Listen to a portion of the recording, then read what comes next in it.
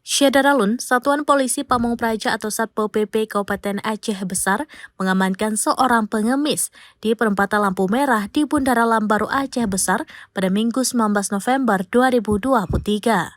Selain itu, ada beberapa pengemis lainnya yang berhasil kabur setelah Satpol PP mendatangi lokasi mereka meminta-minta. Kepala Satuan Polisi Pamong Praja dan Wilayatul Hisbah atau Kasatpol PP dan WH Aceh Besar, Muhajir SSTPMP Asa dihubungi seramnews.com membenarkan bahwa pihaknya telah mengamankan seorang pengemis di Bundaran Lambaru Aceh Besar. Sejumlah pengemis di sana berpura-pura sebagai anak santri dengan berharap belas kasihan dengan mencatutkan nama fakir miskin di kotak amal yang mereka bawa. Sebagian lainnya sebutnya berhasil kabur dari petugas.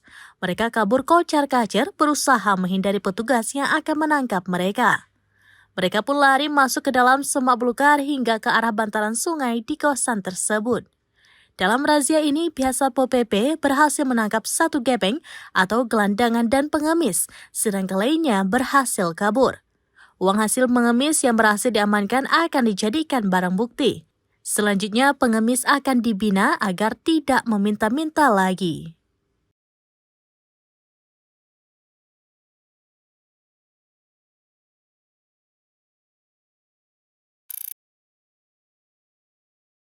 Download Tribun X sekarang, menghadirkan lokal menjadi Indonesia.